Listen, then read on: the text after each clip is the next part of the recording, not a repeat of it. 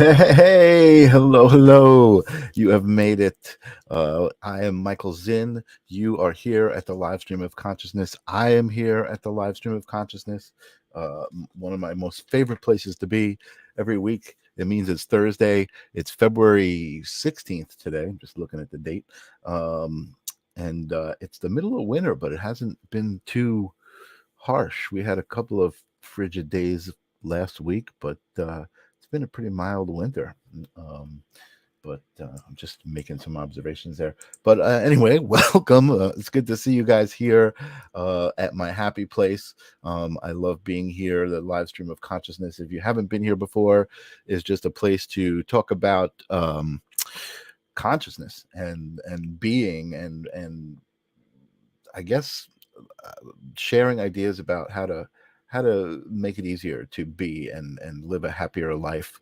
Um, if this stuff resonates with you, then it works, and we all can live a happier life. So welcome. It's good to see everybody out there. I see Ninja Kitty out there. What's happening? Popping these up. I see Julie's out there. Uh, I think my friend Leslie's out there. She said she was going to tune in. I'm hoping she's out there. It's going to be a really interesting episode today. I have on a guest who has been listening to the show since the beginning. I believe that he was actually friends with Jesse Blaze Snyder. What's up, Janice? Before the show even started.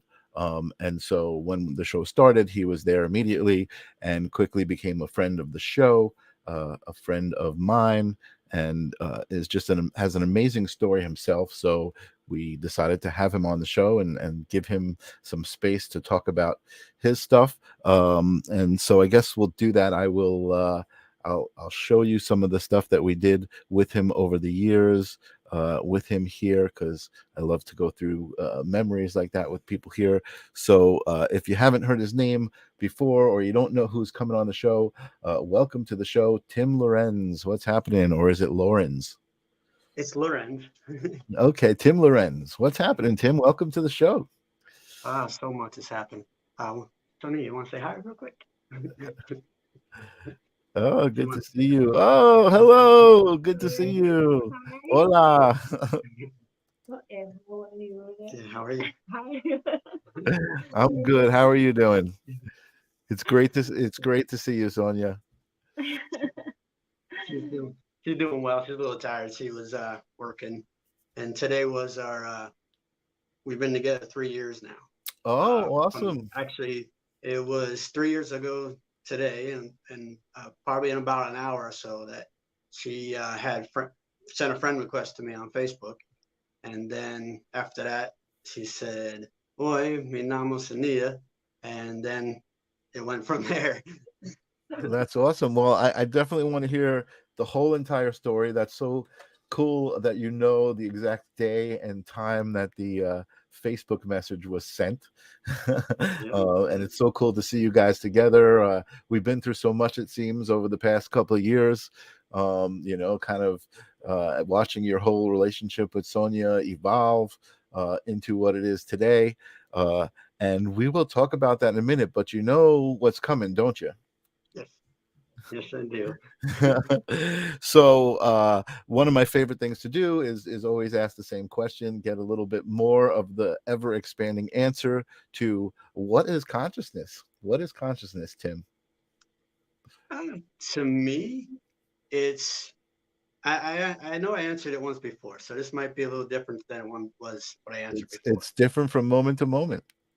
But for me, it's just when you get to that point, when you realize that there's so much more than you ever dreamed that there was.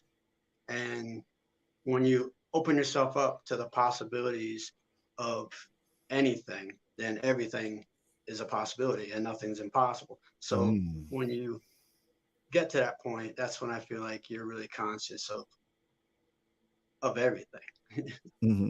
Excellent. I love that. That's a great answer. And like you said, from moment to moment, I think your thoughts about what consciousness is are different. Again, you're coming at it from the idea of of being aware and kind of what the possibilities are. And again, we always talk about infinite possibilities here, and really the possibilities are what you decide they are, right? And Exactly. just like you can decide what they aren't, you can decide what they are. Exactly. And I think a lot of people decide what the possibilities aren't before they try to decide what they are. Yes, very true. So and you know what, that's why I like talking about consciousness, and exploring different ways to think about it, because that opens you up to those possibilities. um Exactly. so the next part of that question is, is there a specific moment that you can talk about, that you made that realization that everything was so much more than you ever thought? Well, yes and no. I would say being a Lorenz, it would behoove me not to say that I think it's being that uh, Edward Norton Lorenz was the one who created the butterfly effect, right? So, and Interesting. This is an ancestor of yours. he's in my family tree somewhere. I never Okay. actually followed it around, but when you look Okay. at pictures of him, he looks just like my dad. And my Wow. family tree is a little hard to follow because Lorenz's, depending on when they came, sometimes they change the spelling. Like I know Hmm. my grandfather died uh, rather young when my dad was only 12, his father died. So, but I know that he had changed the spelling of our last name. It Hmm. originally ended with I believe a C at the end, which Hmm. their alphabet, because he's from Austria, didn't have a Z. Hmm. So a lot Hmm. of people were pronouncing it wrong. They were pronouncing it rank, Hmm. but it's Lorenz. But Hmm. we're from Austria, and that's where he was from. So he's in the tree somewhere, I'm sure, if we All think, right. because he looks So just like my dad. and But so he getting discovered the butterfly effect, or he came up with the theory. Tell us what Yeah, that is. he discovered it and came up with the whole theory. He came up with he was watching there's a thing online that you would probably like looking at. It's called the Lorenz arbiter, or I think it's arbiter. Anyway, but it's basically looks like something that like Brian would have made with the lights. You know what I Okay. mean? And Yeah. so and it kind of it's in the shape of a butterfly. And now I know a part of that they kind of went away from a little bit, but getting back to the reason why I say that I have to say that is that I feel like everybody has a progression to consciousness. Now, let's say the number would be 16 is perfect consciousness. You could get there with, say, 16. Boom, you're there. You had the event that did it. Or you can get there with 16 ones. Or you can get there with, you Hmm. know, a couple of 4 4s. Or Interesting. however you get there is Yeah. different for everybody.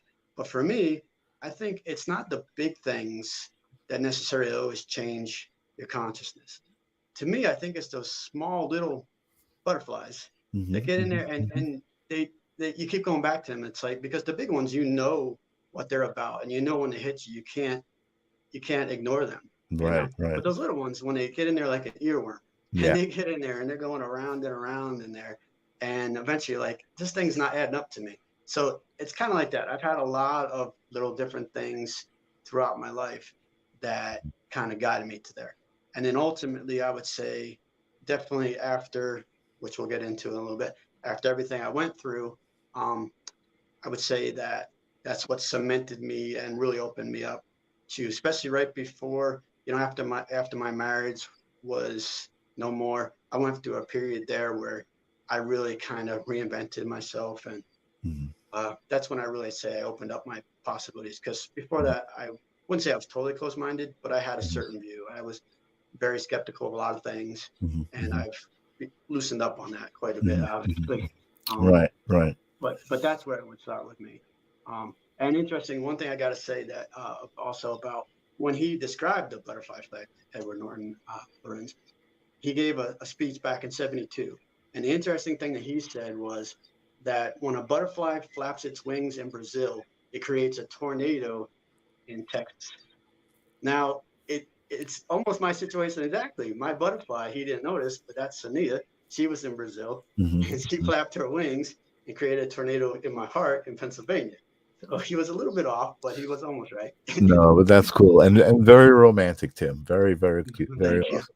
I love that, and I love your story. I want to get to that wonderful ending, or kind of not the ending, but the current place where you're at. And I know you had mentioned that there's some some stuff going on, adversity, but I know that you know how you face that adversity, and I want to talk about that. And also I kind of build you as a musician, an artist, a poet. So I want to talk about all of the creative stuff as well.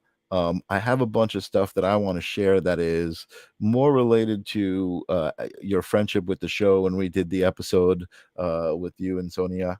Uh, and I want to share that in a minute, but I want to even go back before that, if you want and if you're willing to.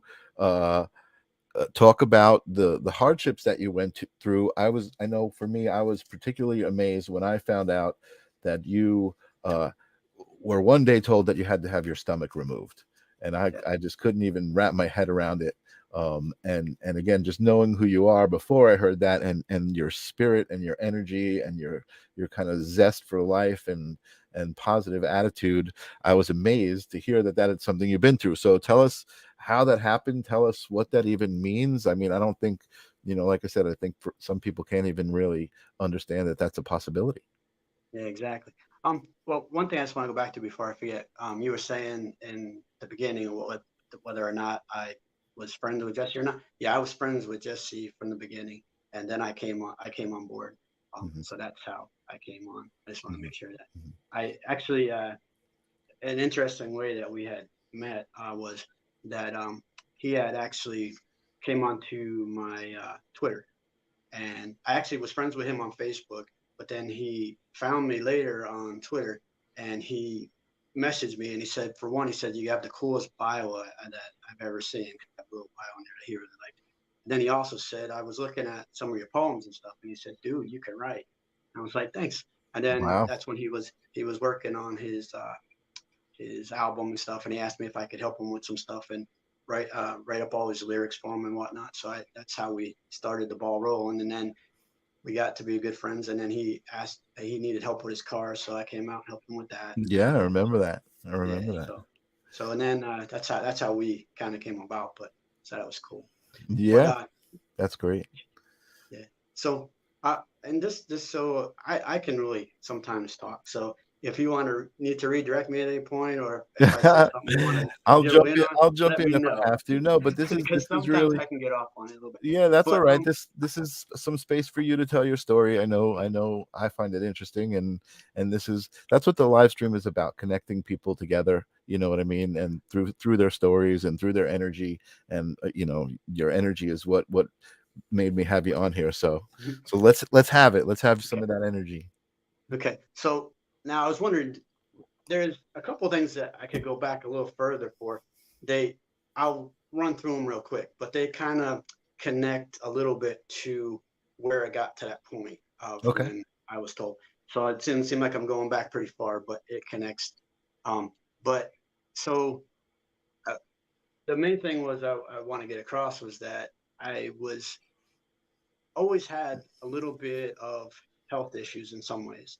Because when I was born, um, when I was only 6 weeks old, my mom got she had chicken pox and I got them too. So I had them so bad that I was covered head to toe, and I had them actually inside my lungs, Oh yeah. inside my thing. So I had a horrible case that caused Mm, some mm, tissues, or I mean not tissue issues yeah. in my lungs, so Sure. that it did some tissue damage as Scar well. tissue. Yeah, yeah, yeah. Yeah, so I got scar tissue in there from it. That's how bad it was. And then I also had gotten scarlet fever. So I Oh had that geez. going on. So then we go a little forward in the thing. And I've also had a few accidents that were pretty major that happened along the way. The first one wasn't so bad. I was like 2 years old, and I was running, and I tripped over the corner of the one rug and flew and I bit through my lips. I have a scar here that when I Oh. bit through, and I had actually ended up from that. I don't know if it was from that or if it would have happened anyway, but I ended up growing two sets of teeth. So one grew in behind the back of it. So Oh wow. they actually had to surgically yank them all out when they Wow. did it. They didn't fall out on their own. So that Holy was one moly. thing. And then I also, not that long after that, I was running again, and I tripped and I hit my ear on the corner of the table, and it was like basically kind of hanging off, almost separated like that. So I remember going, and like I said, I was really young. I was like 2.5, maybe 3. And they took me and they reattached that. So Oh, then they thought that I was a hyperactive child, obviously, because I was doing that, which I was to a degree, I'm sure. But a lot of it, I think, was just my natural energy because seeing Taryn, I mean, he's got the same thing. So I think it's kind of just normal in a way. But anyway, so, but they had put me, I mean, I grew up on Long Island, and I don't know if it's even still there, but they had a preschool that was for like people with kids with disciplinary issues and stuff, and they want to get you ready for school. So that was my issue, being kind of hyperactive and stuff. So when I was in there, they had those balls that you can get inside, kind of a pre-runner of a knocker ball, but it was, instead of being the, you know, that soft balloon that you get inside of now and you can hit it, it was made of plastic, and it had 2 holes on the sides and you get in. So they had these things, and I was inside of one, and somehow I stuck my head out at the right time and I hit it right on the corner of a wall. oh, And when I did Jesus. it, I cracked my head open, and I remember laying there waiting for them to come get me. They had a juice can from, because I was like 3, maybe 3.5. And they got this juice can, they put it on my head, and I'm waiting for them to come. And then I got a whole bunch of stitches from that. Holy So, moly. so I can remember that. Um, but so going a little further from that, had that hyperactivity going on and everything. So when they did my initial evaluation for school, you know, they do an IQ test. So, and I've never been a good morning person or anything like that. So apparently they gave me my first IQ test, and they did it when, and sorry, but I also forgot to mention I had a stutter too. So Oh, wow. I was having that stutter going on. So I had a couple of different issues like that. So when they first did it, they gave me that test, and I guess I didn't do so good in it because they have 2 kindergartens that they used to have back then, because they're not as politically correct as they are now with certain things. But they basically had the one where you went if you were over a certain level, and the one where you went if you're under a certain level. So they put me in the one for the certain level, and I started making friends there. I was only there for like a week, and then one of the teachers realized, nah, he's not in the right side at all. So I remember I make attachments with people pretty quickly, and so but I made friends there, and then so I remember they had to drag me across the hall to the other one because that's where they wanted me to be. So I went there, and for a few days I would come to school crying and everything. But anyway, so so I had that going on, and so then they gave me a new test, and they realized that I was like super advanced. So then they put me in like the BOCES. That's what they had out there in New York. I don't know if you're ever were involved with this, but they had the Yeah, yeah, BOCES kids I that are know what it is. talented and Yeah, all I'm that. familiar. Yeah. So I got put in that, and but also what I had going on though is I also had chronic bronchitis and a couple other things because I had asthma real bad too. Okay. So I was in and out of the hospital, mostly in Brookhaven and Riverhead and Southampton. I was in and out of those hospitals, and Wow. yeah. So I had 2 surgeries that I can remember. One's a little embarrassing, but it's okay. I'll talk about it. Is that my first surgery I ever had? And I think I was 4. I'm not exactly sure, but the opening for my urethra was too small. So when I would pee, I could like it would hurt, but I could shoot it super far, right? So I remember that a little bit, but I remember that I always had a problem with it. Oh my So God, I that's remember they took me to go for the test that they had to do, and they put this metal rod down there, which you know is really not fun for anybody, never mind a 4-year-old. So, but I remember when I went in for that, and they were getting me ready for the for anesthesia and everything. That you know you had to stay. Back then they were pretty rigid about stuff. So my mom was there a lot, but there was mhm. times when she wasn't there. So they had me hooked up to the machine. You know, to the back then they had the glass IV bottles, and what they did with the glass bottles is they had them by the bed. And so apparently, with the way that I am, um, I woke up and the bottle was over on the ground, smashed, and I had the IV. The line wasn't attached anymore. It was about like that long coming out my arm there, and they had you know they would put the board on there when you're a kid so that they hold it. But anyway, and there's just blood tripping out the Oh, line. Jesus. And there's nobody Holy there. So I wake moly. up and I'm looking, I'm like, what the heck? So I got out of the bed and I started walking down the hall. And I just remember them looking at me and then saying, oh my gosh. And then I don't remember anything. I guess I passed out or something. But that was Wow. like one of my first, like saying, okay, this is what surgeries are like. This is what, you're dealing with. And how So old were you? How old were you at that point? I was around 4, I think, 4 to Oh 5 my years old. God. So we've only gotten It to was 4 years old so far. yeah. So, and Oh then, my God, Tim. Crazy. yeah, the one good thing about that is I don't know what point it happened with me being in and out of the hospital, but being that I was in New York, the one thing, and he was nobody yet at that point because it was before that, but they had the wrestlers from the WWF at the time. Mhm. They would have wrestlers and stuff come in and give toys out to kids or whatnot. And at the time, he was nobody, but he was just Terry Bollea. But later became Hulk Hogan had come through there, and so Wow. I met him really early on. I didn't really know who he was, so I wasn't into wrestling at that point. But Sure. looking back, it was something pretty cool that he had That is come through cool. there. Yeah. That's a cool Yeah. story. So because there was other ones, I don't remember who all they were, but he was the one that stood out. Um, but anyway, so uh, the next major thing that had happened was um, we were involved in the Fresh Air Fund where we had people, uh, kids, I should say, not people, come out from the city to stay with my parents and us for the summers. And Mhm. this one kid, Santos, came out, and we were on the swings. We had, I don't know if you know, they kind of like you sit. They're two seated this way, and you sit on this side, and you're supposed to sit in it, and then Oh yeah, you're yeah. right there, and then the other one's the opposite way. Well, obviously, us being, he was a bit older than me, a lot taller too. I was around 5, and I'm not sure exactly how old he was, but he was probably, I would say, at least 8, 9, or 10, somewhere there. I don't remember exactly. Okay. But anyway, so we're on there and we're standing on it, going back and forth, right? And so I flew off of it. Right? I hit my head, and then I was unconscious for 4 days. And it turned out that I had fractured my skull. Oh my God. Um, That's yeah, crazy. Yeah, those I remember those swing sets. They were not very safely engineered. no, no. If I could remember. So We I see Hat Powser out there saying, "Hey there, peeps. What's up, Hat? Welcome to the live stream."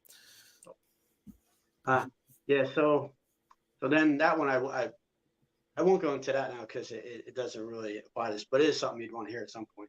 Because I kind of had an experience with that, like while I was out, what I remember from that. For the 4 Um, days. Oh yeah. yeah. Yeah. And then I had woke up from that, and there was a pool party going on. I was on the inside on the couch, and then I come out, and my parents were having this pool party, and I remember my grandfather was there, and he's like, "Oh my God, you're up!" So it was interesting. But That's anyway, Jill's asking, do you think you had an out of body experience?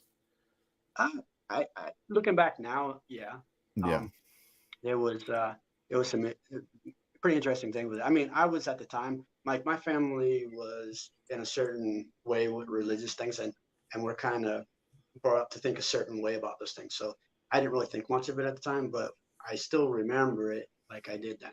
So, but it's interesting. But I'll just stick with the medical stuff for now to get to where I want to say. Yeah, yeah, But yeah.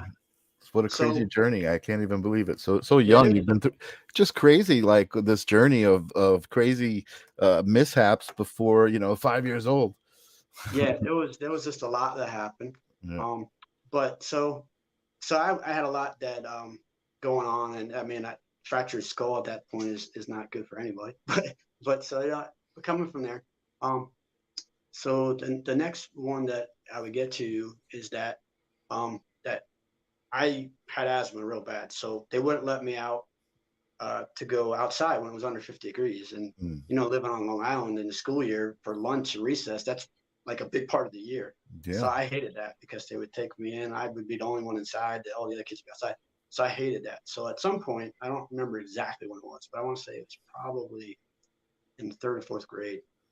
I decided, well, I had enough of this. I'm not. I'm gonna go out with. I mean, I want to go out with the other kids. I don't want to be in here. So I started just every day. I would just, and it's not supposed to work, but somehow it kind of did. Is I pushed myself every day. I just started running Mm. and running and running and running in the cold and running. I got to where I could tolerate it and not have the Asthma. problems anymore, because Yeah. I just didn't want it anymore. And it's not really supposed to work, because a lot of times I would, during when the process was going on, I was wheezing my like crazy, laying on the ground every time after I get a little further, a little further, a little further, Right. So, but I guess I created, helped get my capacity a little bit better. Wow. Yeah. No, you definitely built up the whatever it was, the tolerance, Yeah. to the muscles, and yeah, crazy. I just want to hat Powsers out there saying, I'm trying to remember if I saw me on Jesse Howe, of Missing Link, or Alex. I was on Jesse Howe's show. Jesse is amazing interviewer, and I had him on the show, and then he had me on the show in return. So that's probably where he saw me. I don't think I was on that other show, but welcome. I appreciate you being here, and welcome. Hola. Hola. Tim says hola. I'm gonna ring my bell just to There you welcome go. the new people to the show. Awesome. Nice to have new people. Bring Yes, everybody in. yes. Anyway, But so not to interrupt your amazing journey, so keep going. right. So then also around this time, I also between the fifth and, or I mean the sixth and seventh grade, there was a big change that went on, because for a while I was getting bullied like a lot of people do. And looking back, it was bad, but it wasn't terrible. It was enough that made me at the point where I just didn't want it anymore. I Mhm, didn't want to deal with it. And mhm, so I started lifting weights. And I got between the sixth and seventh grade, going from, because out there with the sixth grade stopped the elementary school, seventh grade started basically junior high, but the junior high and the high school were all in one. So you went mhm. from there right to junior high. But in between that summer, I bulked up a lot. I mean, I just it was totally different. Now I'm not tall enough, so I didn't really have like a growth spurt, so I'm still small, but I put on a lot. So, and Right. that's when, right after that, basically that all that stuff stopped, and People I left made you. You friends with stood up for myself. yourself. People left you alone. Yeah, and Yeah. I made friends with myself. But that put me on a path where I enjoyed that, obviously, and I stuck with it. And later on, it's important, because it's kind of what I think let me still be here, if you will, because I Sure. had Yeah. that foundation when it came time to go through everything else. Sure. But but yeah, but I mean, I learned a lot from that. So um, so going forward after that, um, I grew up on Long Island, and then not too long, in ninth grade, um, we moved out to Pennsylvania. But before that, I got heavily involved. Not only that, but I got heavily involved in BMX and skateboard and all the kind of stuff. I got pretty good at it. Actually, one of my friends that I had on Long Island became somebody that was in the X Games, in the early X Games, and was Cool. popular before that. His name's Ken Harkin. Oh wow. He Yeah. actually was an announcer for the Do Tour, and also for the X Games and stuff for a while. And he was Cool. in Dave Mayer's BMX2, uh, everything. So I Cool. got involved with that. Another way I was really into uh, physical fitness and everything. So we moved to Pennsylvania, um, and then I was there for about 2 years. I ended up meeting my ex-wife. I was working for the school, and um, so I was only 15 there. It was during that summer, but not too long after I moved there. So I met her, and things happened quickly, and I ended up, she got pregnant. So I Mm. became a dad rather early. I found out, like, I'm 15 years old, and I got a child going to be born in, you know, 9 months and everything. So I ended up where I was going to school. I was working uh, 3 jobs basically, because what happened after my ninth grade year was I went to a trade school for auto mechanics, Mhm. and so they put me where I would basically go for school for 4 hours, and then I was out for like a co-op job with working in auto mechanics, and I worked at Pizza Hut, and I worked at Sears. So Wow. my days were very full of Holy moly. nonstop stuff, and so that went on for a while. Um, but so jumping forward a bit after that, well, I just want to say one thing, that I was actually got so good at like they realized when aptitude, going back to when they did that original test and they didn't think my IQ was that good and everything. Yeah. They did an aptitude test on me, and when they did it at the time when I was in, they were looking for people that could score really high on this test to do with auto mechanics and engineering and stuff like that. And I was one of the ones that took it, and I guess I scored really good on it because they were going to give me a scholarship to go to, and it was through Toyota. They were going to Wow. send me to Japan for 2 years, and basically when I came back, I could name any place I would want to work at, and I could, in the United States where they had the dealership, and basically I would Wow. have been a high level. But I made a decision at that time because my daughter being born, I didn't want to leave and have her Right. grow up, with me not there.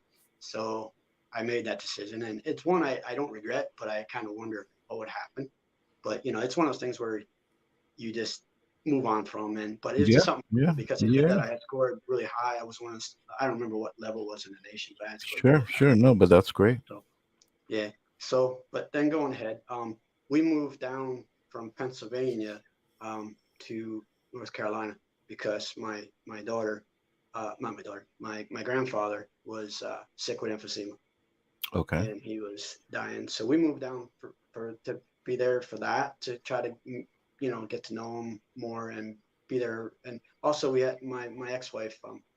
Well, she had, I didn't know it at the time. I always knew she was a little bit different, but it turns out that later on, it turned that she has 25 personalities documented that we know of definitely, and she has more. So, so that was something that once we got down there, that kind of came out and played out in several different ways.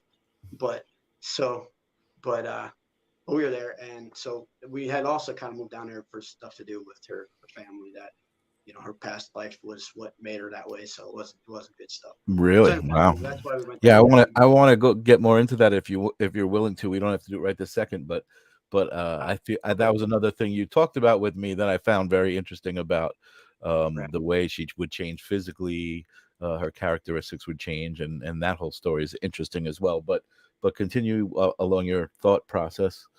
Right. So we were down there, and we were down there for about 4 years. My grandfather passed away about a year and a half after I was there. He passed away in '96. Hmm. But anyway, um, the reason I get to that was we were actually we thought about moving back in 2000 back up to Pennsylvania because my daughter really was missing that area, missing the family that was there, and so we ended up moving back up. But before we did, I had a 1980 Ford Mustang that I was driving for years, and I had it down there. And the last day it was needed, it was dying, and I was going to restore it.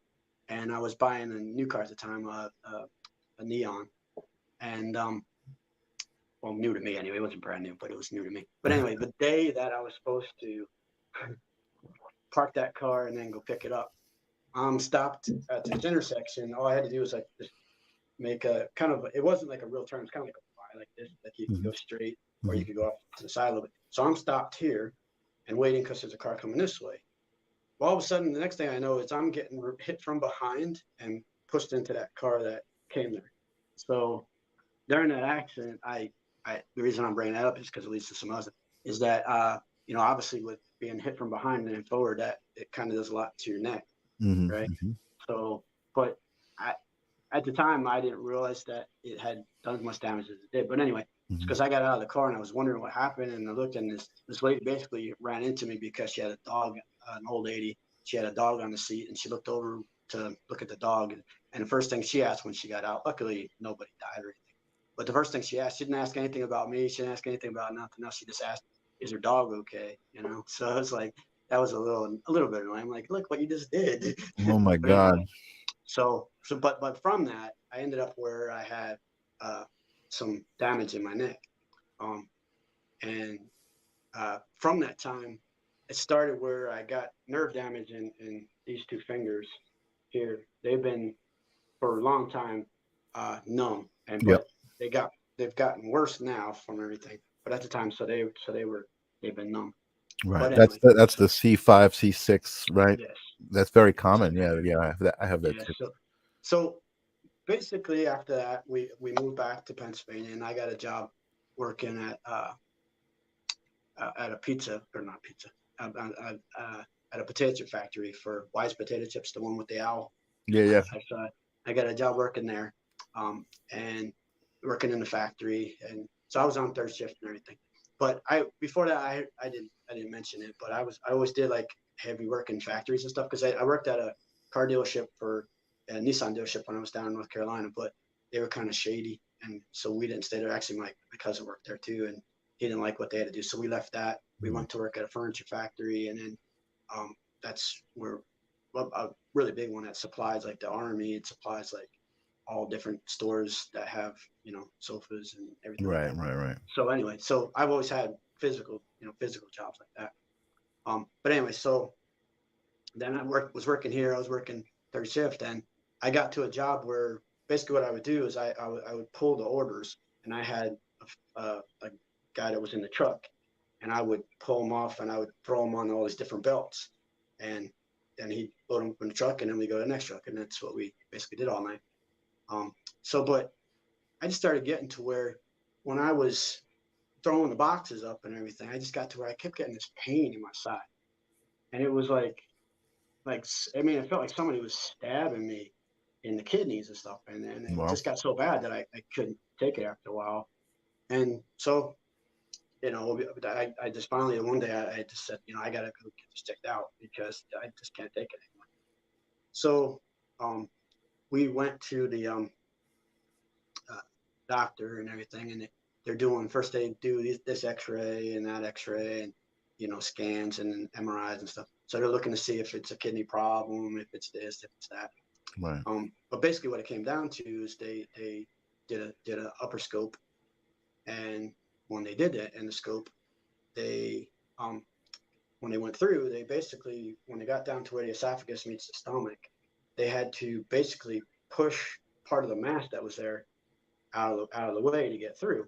And then they basically brought the camera back up to look at it. So there was this really big mass that was there. Now I wasn't having any issue eating or anything like that because even though I had kind of got not stayed with the getting really big and lifting and everything, but Right. I'm still in shape. But I also had put on that I don't know what you call it, but that the little bit of fat that you put on Yeah, top of it, but you weren't so toned yeah, anymore. Yeah, yeah, yeah. yeah. But I mean, it's all still there, but it just wasn't showy. It wasn't defined or Right, anything. right, So right, I put right. on a couple of pounds.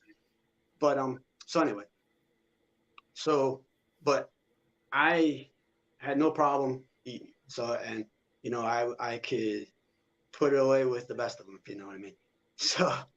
So anyway, so it was strange because they were saying, well, this is probably what's going on. I was like, okay. So they sent me for a bunch of different ones. They ended up doing the colonoscopies and all that, and they found out that I had a bunch of polyps there too. Hmm. Um, so basically, what they said is um, that by the way that it looks and everything is we got to go in. We don't want to take the whole thing just yet. What we want to do is take part of your esophagus, part of your stomach, and then reattach it. Basically, kind of do like a stomach bypass, but just a Hmm. little bit more involved. So um, I was like, and they told me at the time, and I found out later this was a lie, but I found out too late to really do anything about it. But they had told me that they hadn't been able to do a biopsy because it was also the way it was bleeding and it looked pretty, they didn't really want to do anything at it because they knew that it had to come out anyway. So I was told that they could not rule out cancer at that point because um, they couldn't do a biopsy. Well, years later, I found out in the notes and everything that they had done it, but they didn't tell me that. Oh, But anyway, wow. and so, but yeah, and there was a statute of limitations on things. So by the time I got that bit of information, it was too late. Wow. So I think it's kind of crazy. But anyway, so I trusted the doctor. I guess I put too much faith in him because he came from New York and relocated in Pennsylvania, and I thought we had kind of made a connection, and I thought he was a good guy and everything. But anyway, so they scheduled me to do the surgery, and I don't remember if it was Friday the 13th, but I remember there was a lot of things to do with 13. So if I would have been a Oh man. really superstitious person, I wouldn't have went through with the surgery Right. because I remember, I'm pretty sure it was Friday 13th, but I know that I was in, when they put me in the pre-room for before surgery, and they're telling me about how major the surgery is and how involved it is. So it's like I'm already set. I have my family came there, so I always like to joke and try to make things fun. So I'm joking around a little bit with them. They're getting ready to take me, and I'm in room 13 that I'm in. They take me to elevator 13, and the floor that they do the surgery on, it's not necessarily called the 13th floor because I guess some They buildings don't, yeah, they don't don't have that, number them. but it's Yeah. the 13th floor. If you didn't Right, know, right, right. you can't just jump a floor. Right, right, So, right. and then also, I think if I'm not mistaken, I think the room that they did it in was the surgery room 13, Oh, which is geez. weird that they don't name a floor 13, but they have room 13 Yeah, and room 13. yeah. Strange. That But is weird. anyway, I guess because like it'll be like, I think it might have been like 213, like different things, but it was always the 13. So anyway, so I go in for the surgery, and when I wake up, right away I know something's not right because I'm thinking they just cut me from, right here below the sternum, all the way down around my belly button and down basically into my groin a little bit to do what they had to do there. And I'm thinking, why is that not the part that hurts the most? Why is it my throat? And I Mhm. was on the ventilator and stuff when they did because the surgery was a long time. So when the first thing I said when I was conscious to my wife, and my voice when I went to talk was horrible, and I had uh, there was no power to it, nothing. So, but I basically asked, how come this is what's hurting me? And so the doctor, when I was awake and everything, they finally came in. They told me it was probably from being on a ventilator and this and that it's rough what they do. And I also still had the NG tube down my throat that goes in through your nose and then down. Right, And right, they said right. that might be affected, which I guess made sense. So, uh, but I was having major problems with it, and I'm looking at this, which hurt obviously because I had drains going out and I had everything, and I'm thinking to myself that this is kind of crazy. But so I was like, all right, whatever. So during that time, um, I found out that I don't do so good with morphine because I guess I have a reaction to it, and it makes me Mm. like super, super paranoid and stuff. So I could go into that trip a little bit, but let's just say that I had the dreams about Nazis and being experimented on and stuff. It Oh, was pretty Jesus. crazy. Holy So moly. anyway, so I was a little paranoid about the doctors and stuff at first until Right. I was able to realize that's what was doing it, and they switched me over to Wow. Congo. Yeah. So, but anyway, so I had that going on, but so they basically progressed me where um, they wanted to put me on regular foods and stuff, and they progressed me pretty quickly. And but the problem was when I would eat, I couldn't swallow right, and I would throw it back up, and then not only that, but I was like throwing up these saliva bubbles and stuff. It was weird. Oof. So we had told them that I was having trouble. And then they took the NG tube, they went to pull the NG tube out. And when they did that, it was kind of stuck a bit. Like they had to really pull at it to get it out, which is not the way it's normally supposed to go. But anyway, so they do Wow. that and they get it out. And then so they progress me and send me home. And I'm still not eating properly. I'm still throwing up. I'm still having problems. I'm like, why am they sent? I said, I'm telling them that I'm having these problems. And they're like, well, with everything that went on, that area is gonna have problems. And they're like, it's gonna be a little while before you're back to normal. So I'm like, okay. So anyway, so I go home and this problems just keep progressing. And so we kept calling the surgeon and telling him that he's got to take a look. He's got to take a look. And he just kept not wanting to do it. So Right. finally, my ex, still one of the good things that she did, she said, look, we're going to go there. And I'm going to tell them that we're not leaving until they look.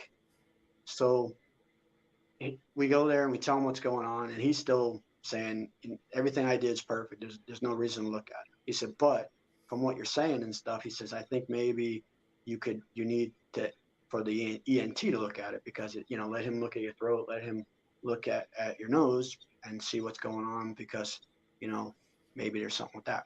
Right. So anyway, so I go to see him and he does the thing, and they have a couple different ways they can look down your throat. They have what's called a rigid scope, which is just kind of like that long, and they put it in your mouth and they can see your vocal cords. They have one that goes up and down back of your nose. So he did a rigid one first because it's a little less invasive.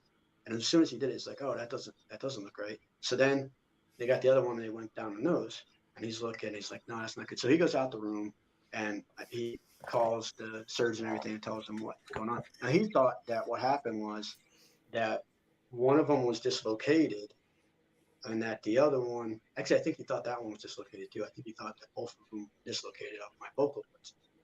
So he says, well, I'm going to have to do a procedure where I basically try to put them back in place. And they're like very small and, they're very fragile. So, but that's what he thought was wrong. So he does the surgery, the basically procedure, surgery thing. And after that, to me, it felt way worse.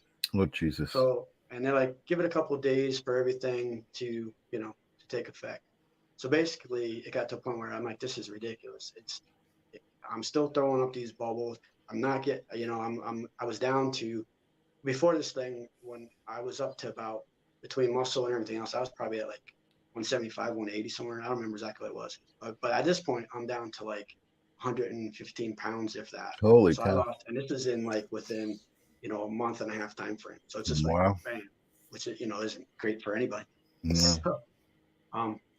So finally they said, well, the one that did this, the vocal thing said, well, if anybody can fix the vocal problem you got going on here, because after he did, he looked again and it still wasn't doing what it was supposed to do. He says there's this surgeon, this really world renowned surgeon that's down in Philadelphia.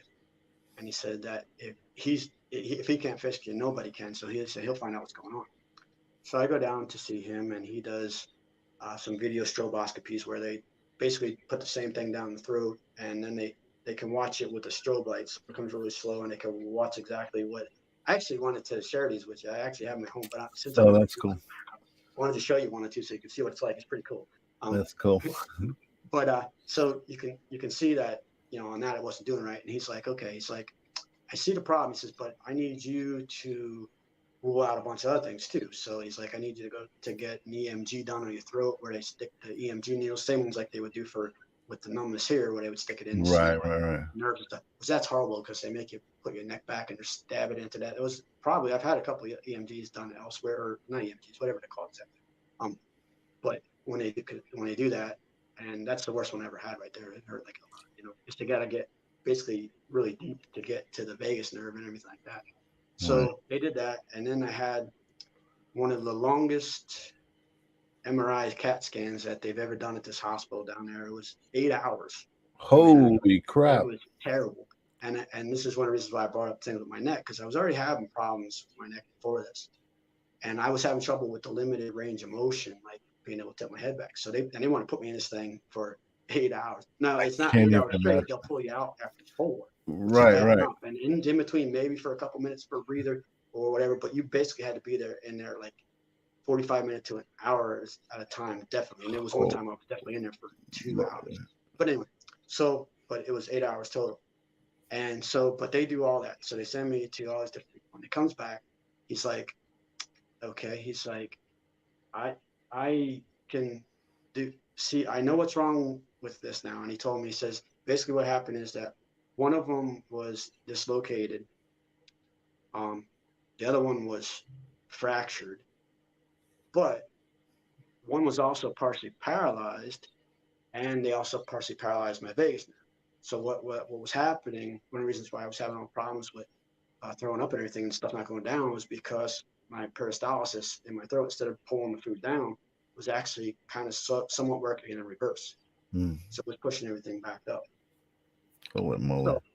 So they figured out, what's going on with that. He says, but he says, I'm not so sure that this is what's connected to the other one.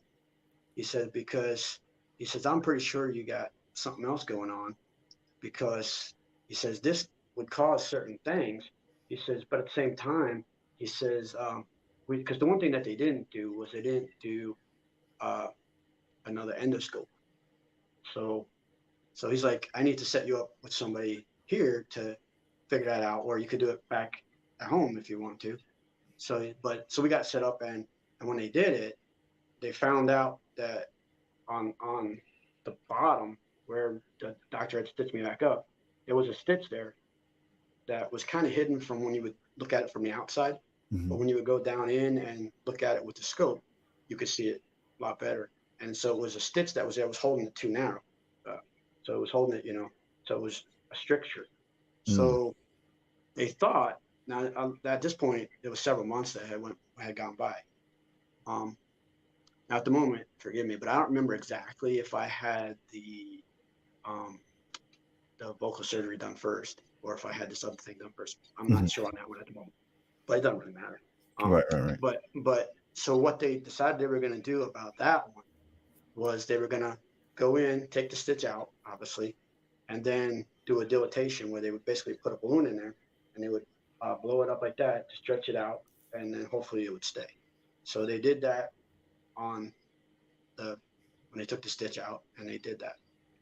And so then this I definitely remember was that one didn't last very long. So then my ENT did another dilatation on Thanksgiving Day, or the day before Thanksgiving, because he says, "Well, I'll do this, and maybe you'll be able to eat tomorrow, and you'll have your meal."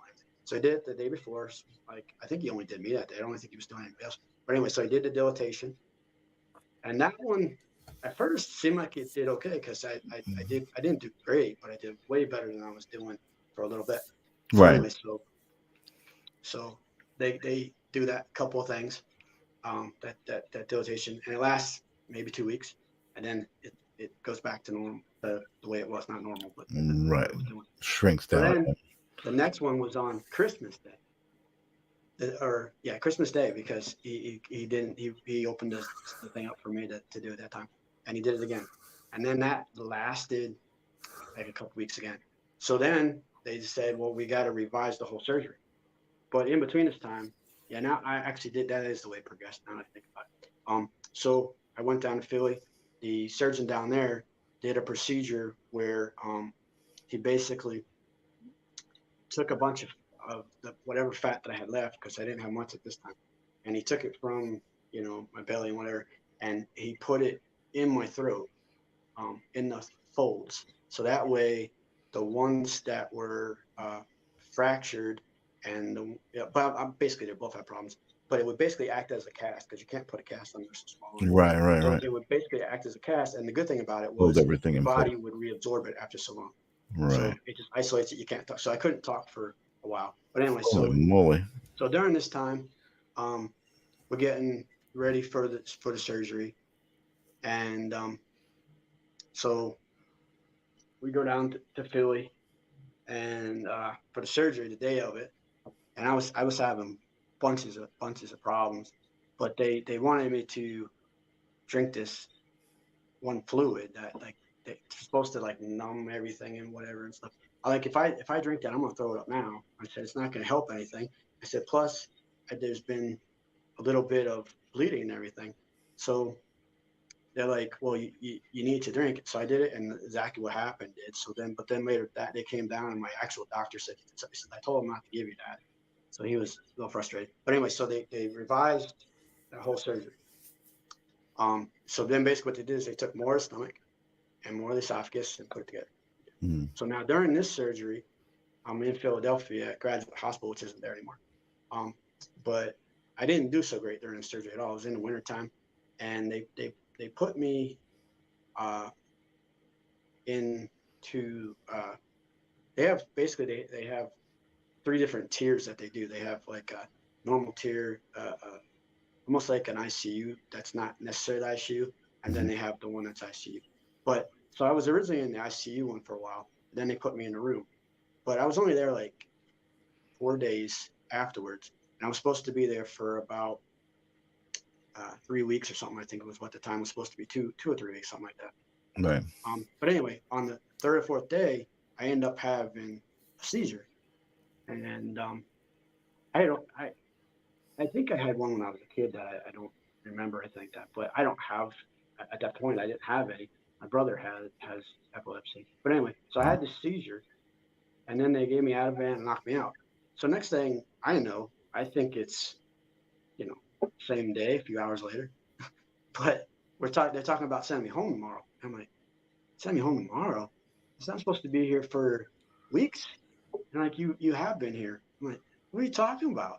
They said, yeah, and my wife's like, hey, we've been here. You don't remember anything? I'm like, Holy moly. no, I don't remember nothing.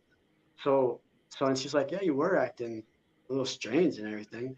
But to this day, I mean, I don't remember that whole time frame. I mean, That's it's crazy. Wow. when you hear about like people blacking out and not knowing things. I mean, it's a strange experience because you're like, That's gotta how be, did I yeah. miss that much time? I could see a few hours, but that much time is crazy.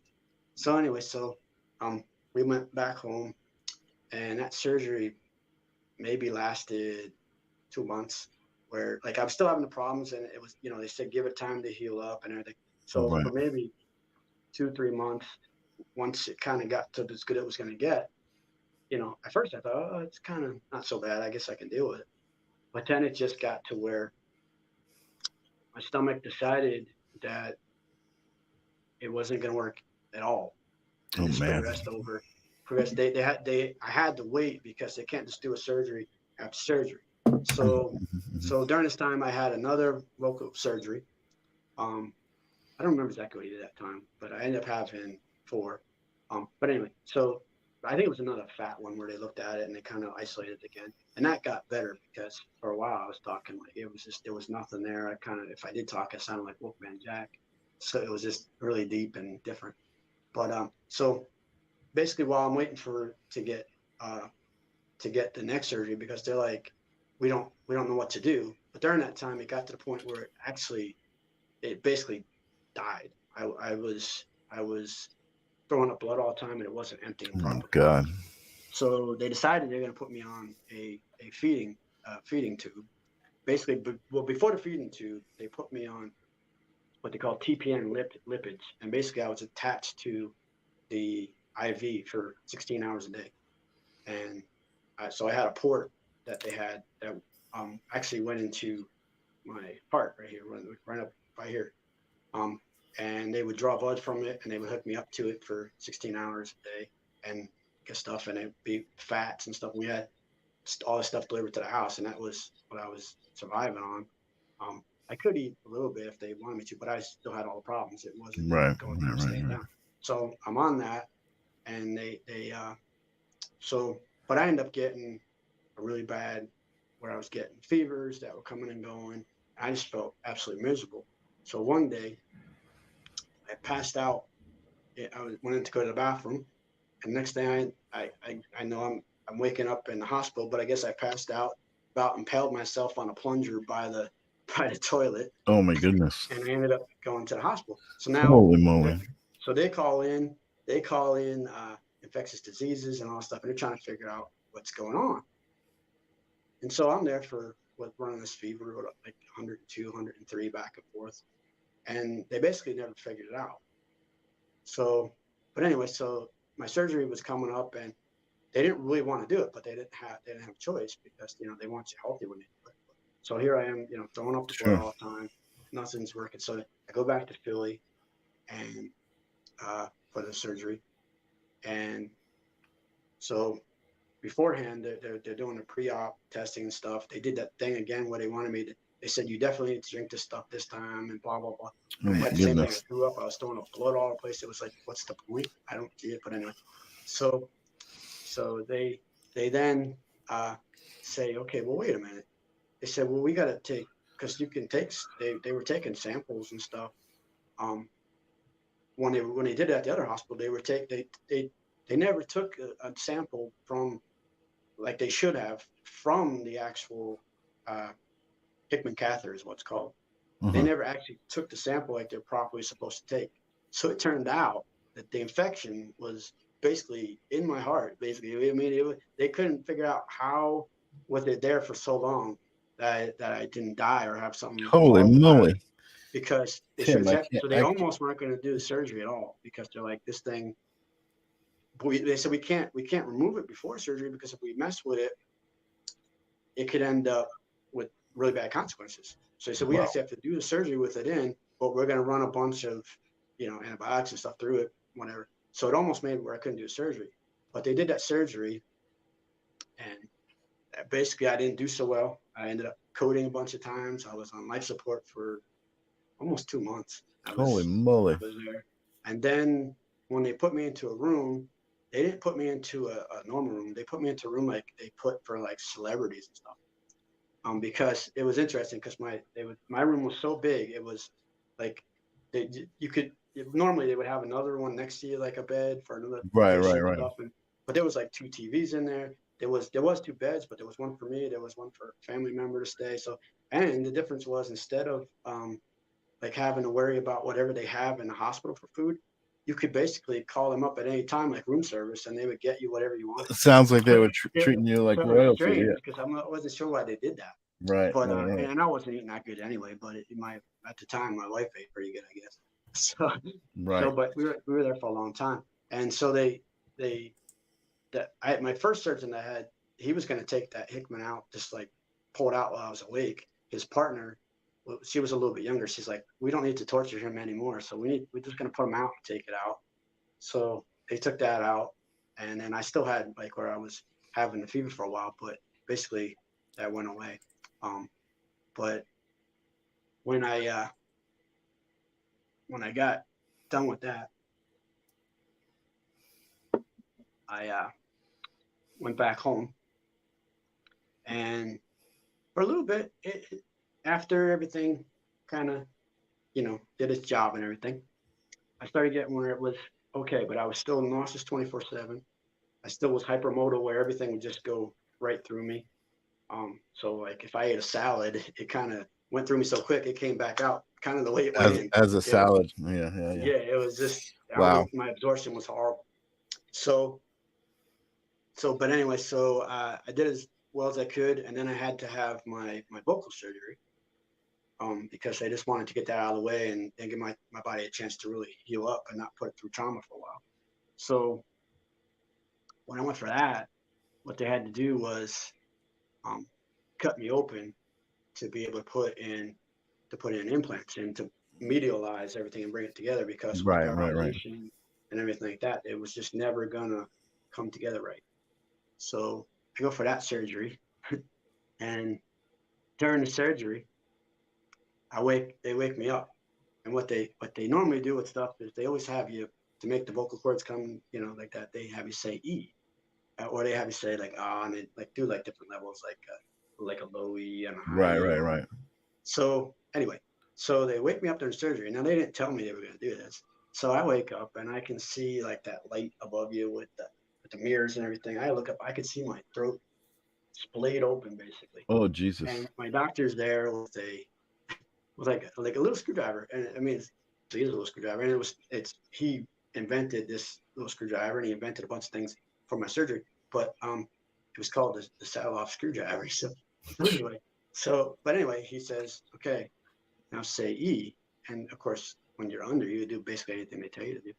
I say E, and it hurt like heck, and as I'm doing it, I see the blood skirting up, and he's like, I could see him turning this thing.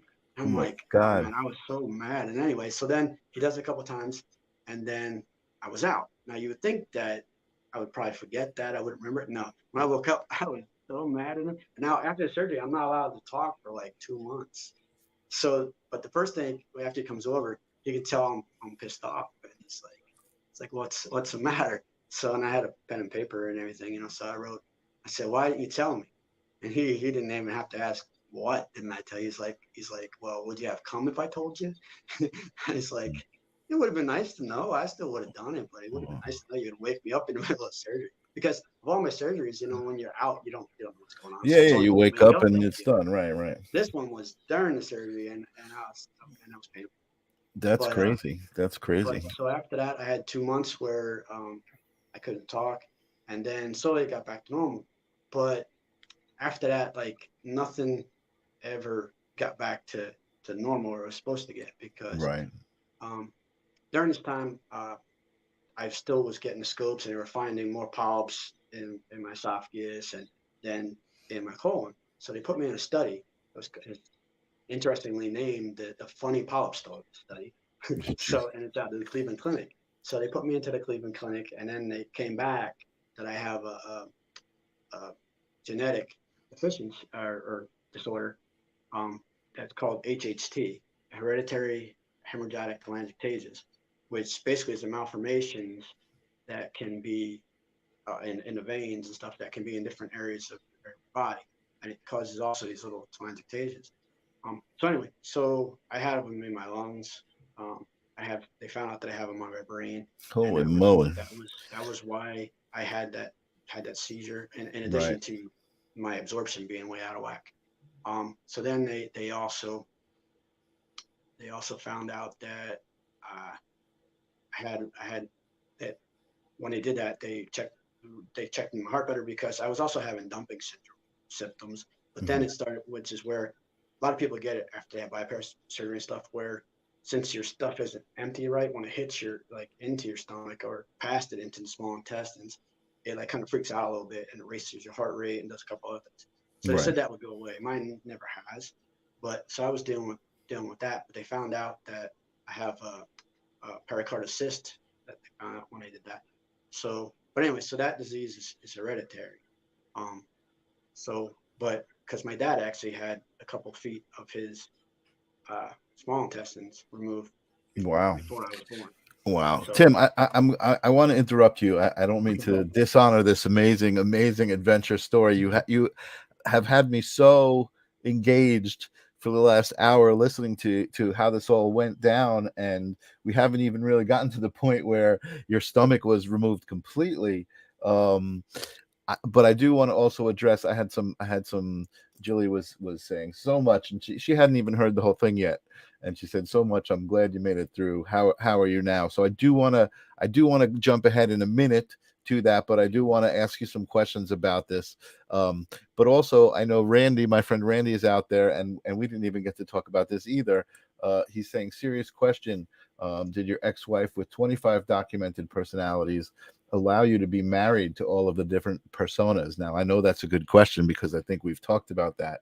Um, so I hate to make you switch gears, but I would love to at least answer this question from the audience about the ex-wife with the 25 personalities. Okay. Basically, let's put it this way. She had that many different, but not all of them were female, and not all of them were even human. So she Mhm. there was a dog personality, let's say, which was really interesting dealing with that. Um, and then she had some that were very young babies that couldn't talk. Um, Wow. so I mean, I guess I don't know when it comes to the legalities of that exactly, but I would say that basically, certain ones of them obviously are not able to be if you would go by based on what they are. You know what I mean? Right, right, right. So, and I'll put that. I used to make the joke that she had 25 personalities and 30 of them hated me. So, so, so no, but there was a few that obviously we got that mainly got along with, and I will say that the one thing that was she was able to hold together while I was going through some of that, um, my uh my medical stuff that Right, she did hold it together. She couldn't hold it together very long, but there was periods where she did well, and there was one personality she had that was really good at that. right. Um, to get into some things that I know you're probably wondering about is that like they have way different things that they do. Like one could be right-handed and one could be left-handed, and it's not like it's just like she writes okay with the one side, and it's like it's just like like you would mess around with. No, she would write flawlessly with the other one.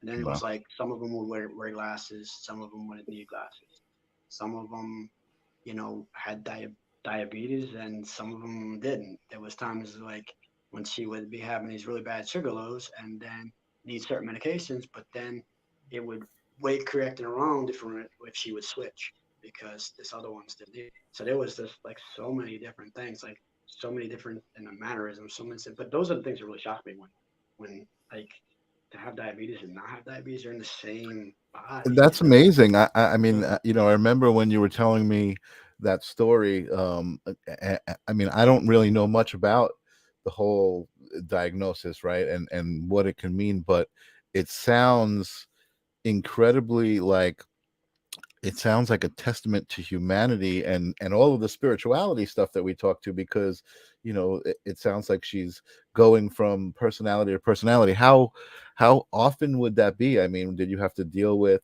multiple personalities within a day? Was it like every day different, or how did that work? Well, it would change in frequency, but it was basically every day I deal with a couple of them. She ended up seeing different therapists that could deal with it, or or not so well.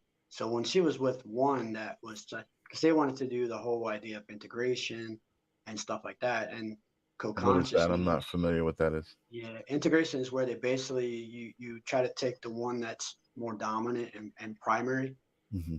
which may or may not have been the one that was technically my wife, the one that I was originally with, so to speak.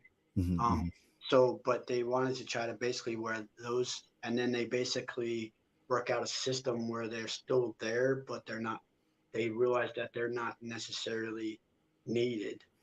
So they basically come where they integrate them, but they also level of co-consciousness with, instead of switching, they're all kind of, because a lot of things like she would, when she was never even onto that, she would mess with herself. Like she would have ones that didn't like other of her alters. So they, like, there was the one that was a boy that didn't like the one girl, and he would hide her toys. He would do this and stuff. So they would, and they would not know what, like, when she came out of it, what the other one did. So, Wow. but when they started with the co-conscious thing, it worked a little bit on certain ones where she could basically be a couple of them at the same time, but only one was really being dominant, where it was there. The other one was kind of, I guess, like when you're having the devil and God on your shoulder, Right, an angel right, on your right. shoulder, basically. So you have them there basically. So she was able to get to a level of that, but she never, as far as like before our relationship and everything, she never was able to get really integrated, or they were working on different ones that were better. And because she had basically she had one therapist for a little while that was the same, that reached out to the same therapist that treated Sybil, one of the most famous cases, Oh, which wow. a lot of people, some people afterwards have said that there are certain things about that case that weren't true, but I think it was more so what was documented in the movies, not necessarily her case, so to speak. But whether or not it was the same person that treated her, helped to talk to the therapist that my wife was seeing before she died, because that therapist died, the one that treated Sybil. But anyway, but she reached out to her because it was such an amazing, extraordinary circumstance that they didn't really know what to do with it. Because a lot of them Yeah. don't know what to do. A lot of them they don't believe in it. They think that it's kind of a show, that's this or it's that. But I mean, there's nothing to gain from it doing it. I mean, she wasn't gaining anything for me. Well, I I mean, you experienced it firsthand, and it sounds to me like, I mean, it affected you, in a big way, but it sounds to me like mm, you didn't think it was a scam. I mean, don't know. you accepted, it sounds like, and I don't know, we haven't talked deeply about this, but it sounds like, when she would change personalities, you accepted that that was where she was. That's who she was at that moment, and that's what was happening.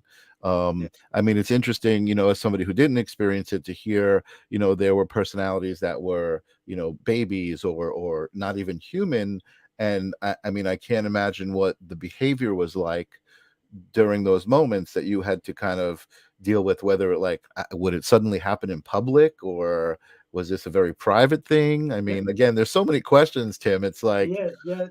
There were certain ones that would only come out because certain ones of them, they're created. See, from what I understand, they're created with a purpose. Each one, basically, most of the time, to either protect you from whatever you were going through, or to take that abuse. mhm, mhm, So, depending on what they were created for, would kind of dictate whether or not they would even want to come out in public, or whether or not they would want to come out in a certain situation. So a mhm, lot of the ones that were more vulnerable, they would only come out more so at home, or in a situation where they were comfortable with, like if we were at a friend's comfortable house and with feel really you, right, right, comfortable. Yeah. right, right, right. So a lot of times, there's a lot of people that knew that my wife was different and odd, but they didn't know that she had these things, because it's just something that because she has a couple that were similar. They were different. Where I could tell they're different. But if you weren't dealing with her every day, It was you more like a know mood. what You you would were think it was a doing. It was mood like, or something. Yeah. but there was times when it would carry over. Like there was like when she was one that one of her personalities loves the Care Bears and stuff, and she would have like these Care Bear slippers and pajamas and stuff. So and I would have to color with her in the coloring book and watch the Care Bears with her and stuff. But then we go to the store and like she like there was times when I go to Walmart where she was kind of still in that personality, and then she kind of like luckily she's always that she wouldn't wake up from that and be upset that most of the time um when we went out somewhere she was one of like a I would say like a core 3 or 4 personalities most of the time. Right. But there was but I almost think that, and she agreed with me a little bit because she even said um that the one that I've pretty much dealt with in the beginning kind of disappeared for a long time. Oh no. And there was certain ones that like they just took over and they were gonna deal with her life where it was, and they were gonna do this or do that. And she was kind of put. She always said that basically there was like inside her mind, it was kind of like a big house and in the woods and a Mm, tree and everything, and there was all these different rooms, and each of them had their own spot that was there, and basically she was in her one. You know what I mean? mm. And so there was ones that even when they would come out, like they didn't know what year it was and stuff. So it was like some of them didn't come out for a long time, and they would Wow. get really confused about when it was because apparently not all of them were in on the information that that would happen because it just depended on what was necessary. So a lot of them, because they were created at times to deal with that abuse and take that abuse, there was nothing there to deal with anymore and no reason for them to be there. But they don't know that and they don't want to like not exist anymore, if Right. you Right. will. Right. Did you So ever have to? Sorry. Did you ever have to? Um, like talk about that? Like in other words, would she, if she would go into one personality and then come back, would she know that she was gone, or she would not just think always. that it was the next moment? Yeah, not always. It would depend on who she was uh, when she was out, so to speak. Mm, Because some of them would were able to control her in a way, like mhm. and dictate what they were going to do, but they didn't let her know about it. So it Yeah. depends on which ones. Like a lot of times, she wouldn't though. A lot of them that uh, would when that would happen. A lot of times it was like she just wouldn't realize, or there was like times where we would go, um, like go out and do the day, and then she would go sleep, and then wake up and then think that it was time to go do everything that we already did. You know what I mean? Because like she would, there was a lot of times when she realized, and it was very frustrating for a Mm. lot of things. Like we would decide like the day before, like we're gonna stop here and eat, we're gonna do this, we're gonna do that, and then the next day she was always changing plans all the time, and I'm like, why? We discussed this, So it was just really tough. And So, what was there a time period when, I mean, when you first started dating that this was not evident at all? I mean, to me, it wasn't evident, and then it come out. See, we got together in 89, and we got married in 92, and then she got diagnosed in 96.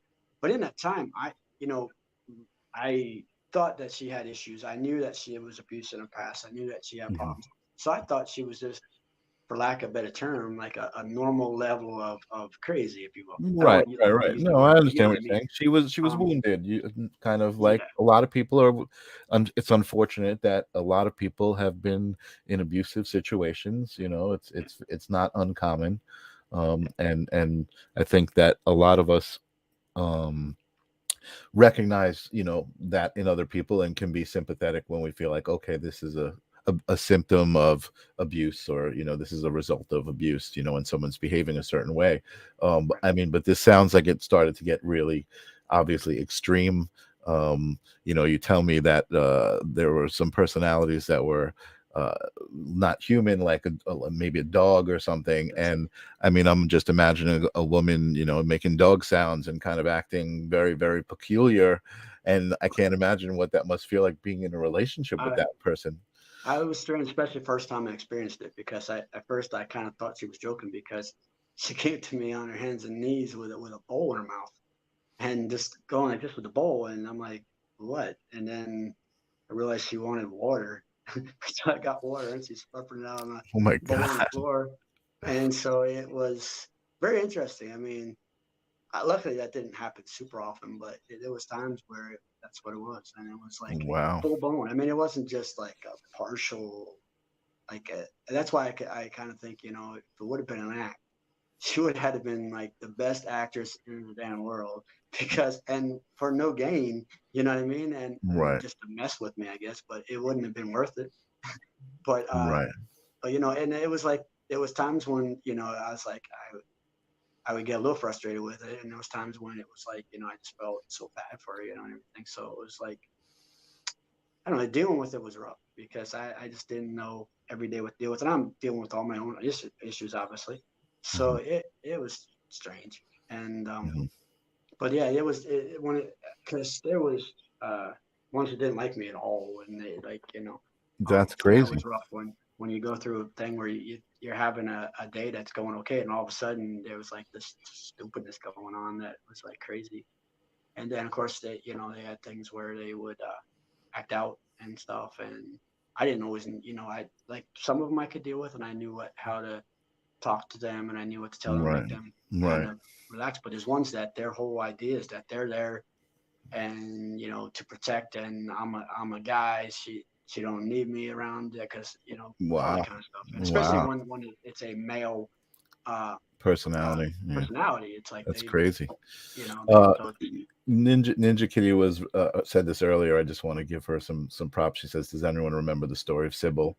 And a movie story based on a true story. And I think that's what's so great about this story is like it's not a movie or entertainment. You're actually hearing this from somebody who has experienced it. And yeah, that's why I'm so fascinated. When Tim first told me the story, I was just like amazed at this. Um, it's pretty crazy. And I know Randy's out there. He says, I get it. My medical history could make him blush. Randy's been through cancer a couple times, some major surgeries. Definitely, people who I admire who have been through such kind of, it seems like physical torture, and situate like you seem so healthy. Like you seem like a healthy person to me ever since I've known you. When I met you, when you came up to help Jesse with his car, I never would have known that you had been through this. So not to jump back and forth, but where are you now? So they had to eventually remove your whole stomach, right? yes. So Um, once it finally basically just died, it took everything out.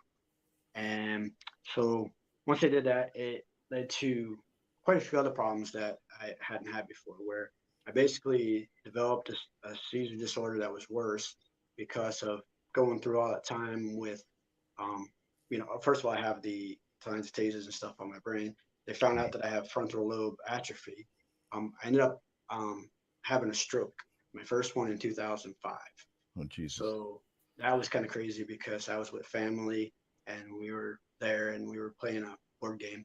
And all of a sudden I just could not, uh, could not, like I could look at my wife, I could look at my mom, I knew who they were, but I couldn't really process it at all. Right, right, And right. all I could do was just like, I started tearing, like not fully crying, but tearing, and a little bit of twitching on the left side and everything. Mhm. And my mom was the one to notice. She's like, "Are you okay?" And I was like, I couldn't do anything but cry. So, um, so then it took me to the hospital and everything. And by the time that it ended up being like lasted like 45 minutes. It was pretty long. But then eventually, like it just subsided, and so they were trying to figure out exactly what caused it, and they were trying to see if I had TIAs or whatever I had. So they didn't exactly figure it out, but I ended up having some damage from that I had to work out because I started getting twitches on the left side all the time. I had a little bit of droopiness on that side. Right. Um, but so then I ended up having where I would have seizures. I developed well, I think I always had it to a degree, but I never had really got it checked into. But I have central sleep apnea, which Mhm. is not where it's from an obstruction. It's from when your brain actually doesn't tell you to breathe at all. So it's Mm. actually the worst one. Holy moly! I can't really get treatment for that because the treatment that they do is they put you on a CPAP machine, and when they put you on that machine, it forces air down your throat, like Right, right, forces, right. Yeah, yeah, yeah. and I can't do that because It's at like night. sleeping with like scuba gear on. It's horrible. Yeah, and the problem is I have bile reflux now because I don't have a Mm. stomach. I don't have either of the barriers you normally have. So when I throw up and I have the stuff, it's bile reflux. It's even Right. worse than normal stuff. Oof. So at night, I don't sleep flat. For a long time, I had to sleep in a recliner and basically sleep almost, really elevated, Right. because I Still aspirate to a this bunch of day, times. that's how you sleep still to this day? Uh, yeah, I sleep. I don't sleep as elevated, but I just have to sleep elevated because if not, Right. I run the risk of aspirating, which is where like everything gets into my lungs, and then the next day I'm running a fever, I'm coughing, and everything. It's horrible. Oh, So geez. I had that. I got degenerative disc disease in my back. Developed osteoporosis worse than an 80-year-old man. So Holy moly. my bones are horrible. I ended up where I have the three discs in my neck that are messed up. I got one in my back that's messed up, and uh, I got arthritis in there. But this is the thing: they don't want to do anything from the time they took it. They also found out that I have this weird curvature in my neck. So when they did the stuff, they looked at the surgeon looked at what I had going on there, and he's looking at my neck and he's looking at the back. He's like, "Don't let me touch you," he says, because as soon as I start doing these surgeries, he says it's going to be a domino effect, Yeah. and you're going to be totally fused from top to bottom. He's like, especially with the osteoporosis, he says it's not even, It's not who even. knows how that's going to go. So, um, so they can't do anything about that. So basically, I've been on a period where they said that I just got to deal with it as long as I can. Now it's been quite a long time. It's been almost 15 years since the initial time that they told me. But Right. I mean, I'm getting to the point where I pretty much got to do that anyway because I can't. I don't have any range of motion in my neck to look up. Side to side is okay, but it's bone on bone. And even when I went to go to physical therapy, because for your insurance and everything, that's like the next step you got to do. Back when I originally went, they took a look at that X-ray too, and they're like, "I'm not touching it." He's like, I'm not gonna run the risk of this." He's like, here's some exercises. Don't do them. He Right. says because they won't be good for you. But so I have that, and then I've also developed a bunch of times where I got something that normal people don't get that much anymore because I was taking vitamin supplements, I was taking vitamin C and everything, and I ended up getting scurvy a couple of times Holy because moly! yeah, Let me ask you a couple of specific questions because I think we're gonna have to I want to guide this a little bit. okay, We've been going for an hour and a half now.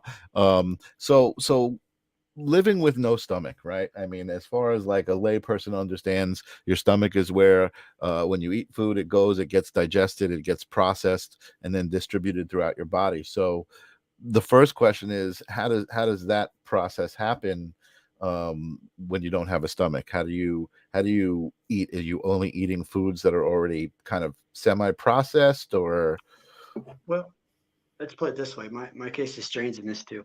Um, they basically, I was having problems for the longest time with consistency and not in the way you would think. And I was also having problems with temperature. I still do to a degree, but it's just strange because normally what they tell you to do, and I even went for to learn how to really to get eating therapy, I guess you call it, and stuff to like learn different things, and they give you different strategies and stuff. None of them work for me, Mhm, but mhm. what they normally do is like normally when you have a problem with consistency, it's usually if something's too thick. I have a problem the opposite way. Like I would choke on water, it's like because it was too Oh thin. wow, interesting, Yeah. right? And then also, they would tell you for a while, the dumbest thing that was I survived on potato chips because for some reason I could eat potato chips, and a lot of times, not all the time. I mean, a lot of time I was still throwing up, but they would go down and they would stay down long, and I could eat them without them getting stuck up here because I was having two problems. I was having to either get stuck up here or having problems when it would get down a little lower.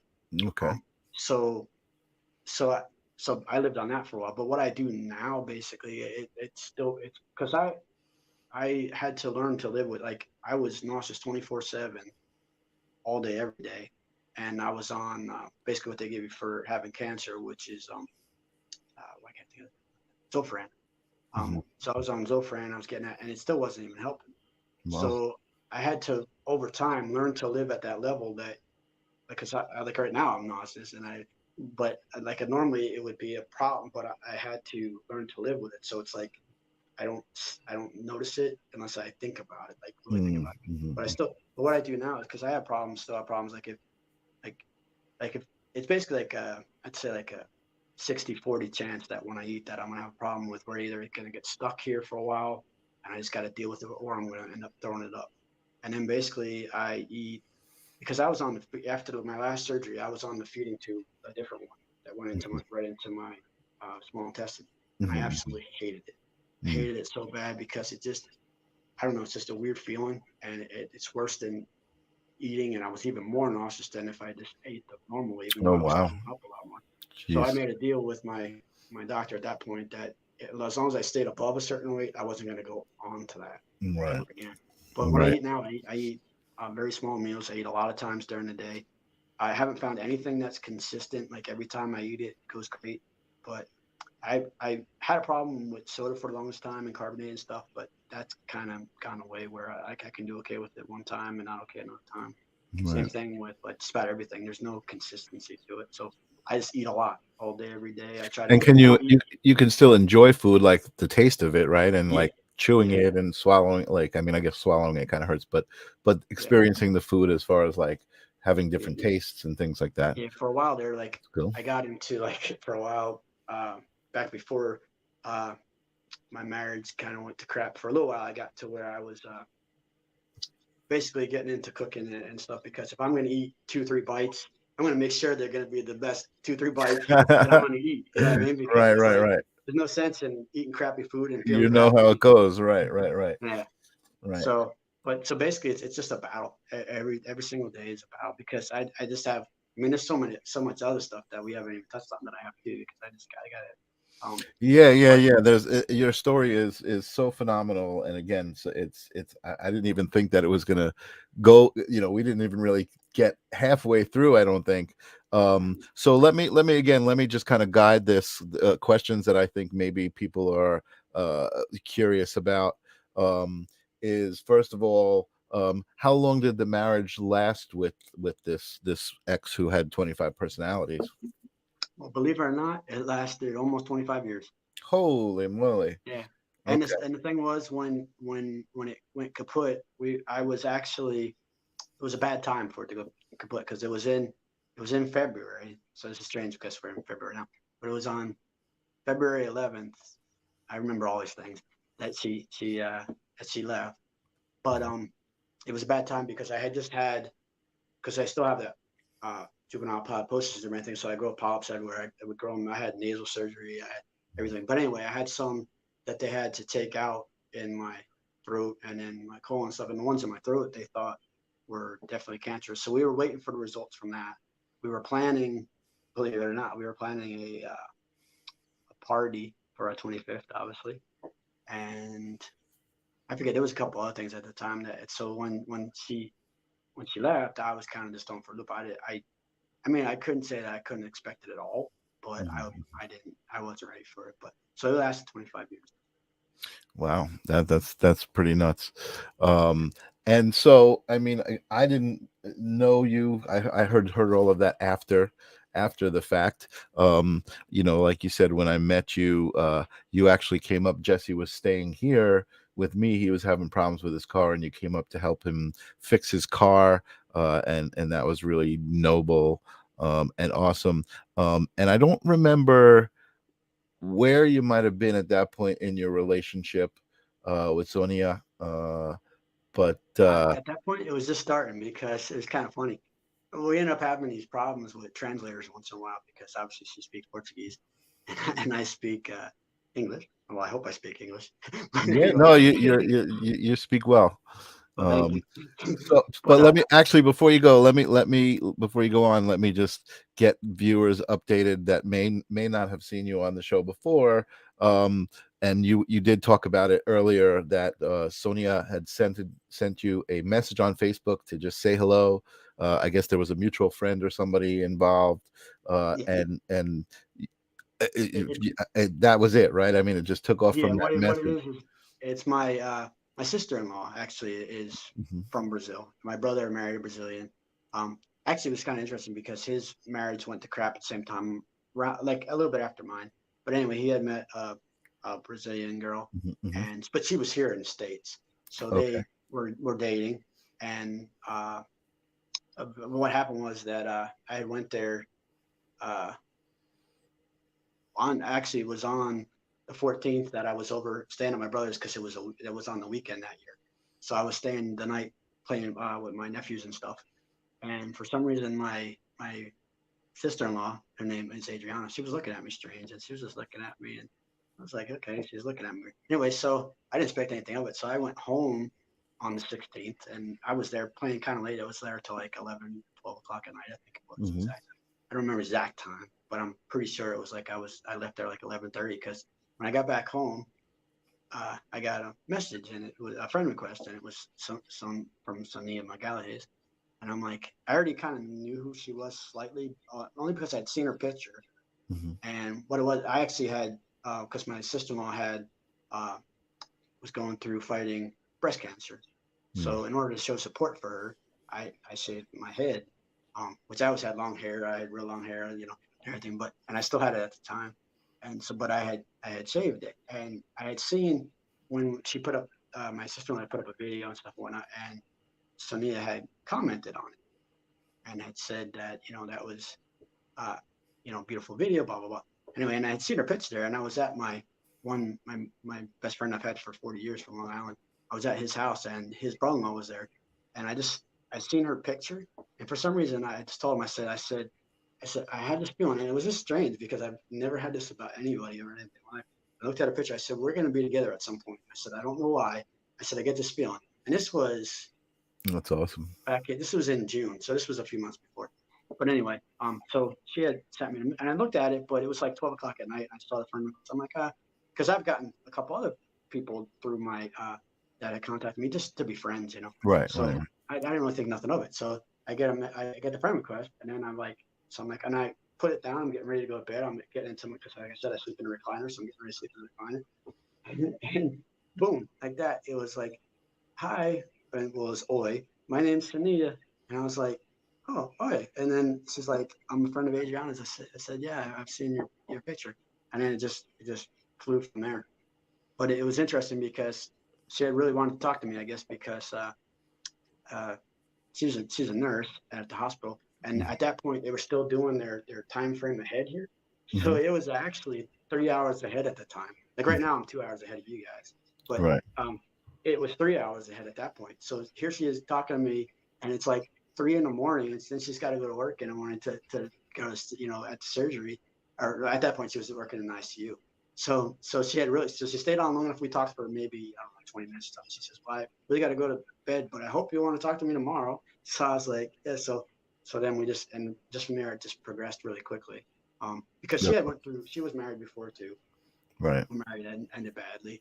And so, and she also has a little bit of, I don't know all of it to the extent, but she almost died too because she had contracted when they were going through, not with the coronavirus now, but before that, there was another time with the one flu that went through and Oh yeah, there was H1N1 a whatever. pandemic. And Well, so she was really bad off on that, and she almost died. She was on ICU for I think it was like 2-3 weeks because, and then she had allergic reaction to certain medications, so she almost died. So, but so we were talking, that first day, and then it progressed really quick. And then she says to me the one day, she says, "Do you do you do you think that anybody can fall in love over the internet? Do you think that's even possible?" And this was pretty early on. I said, "Well, I think it's possible. I think anything is possible." hmm, Um, I said because it's all about as long as you're being honest. I said you just got if you're not honest, then it's not going to matter. right. I said, but yeah, she said, and she says, well, I don't think it's possible. She says, in my experience, and she says, I don't think it is because, she had done a little bit of dating on the internet, and I did some too. I had dealt with this girl in Australia, and I had fallen apart. But anyway, so, but I said, yeah, and then she says, well, she had asked me what I do, and I said, well, I like to write. I said I do poems, and I'm an artist. I do some painting. I do this and that. And she says, well, I would love for you to write me a poem. So I was like, all right. So then a couple days later, I wrote a poem, and then it was funny because she says, I think you might have made me fall in love with that poem. She says, but I don't know if you can definitely do it. I said, well, I said, give me 2 hours. I said, I'll help you fall in love with me. It's just, I was, Mm, being my confident, cocky self. that's So awesome. she's like, I don't think you can do it. And then after 2 hours, she says, I think you did it. Is what she says. She says, I think you did it. Oh, that's awesome. So, I don't know if that's one of the ones that you sent for me, but well, that's awesome, man. I was gonna send that exact one, but I have it in Portuguese, and I Uh, actually I actually was gonna do something really awesome. I put together this thing with a bunch of poems, and I have a song that I had wrote for her with a friend that I met down here. I was uh, gonna have the poems with that and a couple other things all go together. But yesterday was a show from heck because I had the video uh, all edited out, and we actually had these storms. I was worried that it was gonna affect today, but luckily oh it did not. wow. But the power went out, so the power kept going and went out in the middle of it, and I lost everything. And I saw it, but I had no time to do it because I was working on this Oh, for quite a while. But yesterday I was also going through the trouble of trying to order her flowers, and that was just kind of a pain to do. And I yeah. was doing all sorts of stuff, and then dealing with Taryn. So I had like a really cool thing to do, and I had that exact one. I was going to have it in Portuguese and English so that you could put it up and everything, but That's I didn't get that's a chance to translate it back. yeah, that's one of the amazing things about this story for people who I mean, again, we're friends, so I know I saw this amazing like romance happen with this incredible language barrier. You learned Portuguese, I always see you translating everything back and forth. You made a video of one of Jesse's songs. I don't have it. I have something else to share, but I'm just going to pop this up on the screen right now, which is just a couple of pictures of you guys during that time, growing your romance, and just falling in love with each other. You would visit her and spend Yeah. some time there, and um, This is from her first birthday party that I was ever at when I was ever with her for her first birthday that we were together. nice, very cool. And then so you guys were dating for a while, and we would hear the updates occasionally. And then eventually, I don't know, let me just see. Oh, I don't have these labeled, so I'm not really sure the order. Eventually, eventually I had you we had a show. Sonia was now pregnant, and we had a show to do the gender reveal for you guys, which was so cool because you knew the gender, or no, you didn't know the gender. I didn't know. The only way Uh, is we had it set up that you had it set her up, and friend would send the information to Jesse, and then Jesse would be the only one to know. that's right. And so you had these onesies made up, Yep. which were basically Jesse Blaze's logo right here, Jesse Blaze, and then the live stream of consciousness. You had a blue one and a pink one made, Yep. and unfortunately we didn't get them in time, but fortunately you were able to send us photos of them.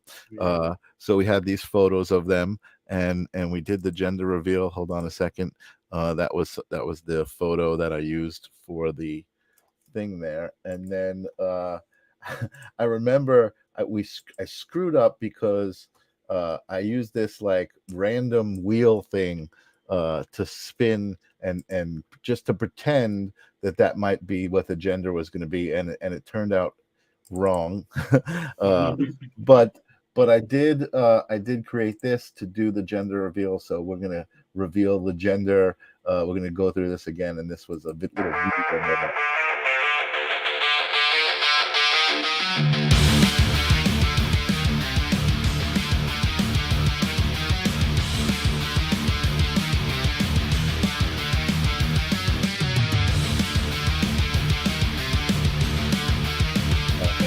Yeah, nice. Yeah, so that was awesome. When Jesse That was, shot himself with the silly string. But and just I give you a cool piece of information that you weren't aware of at that time.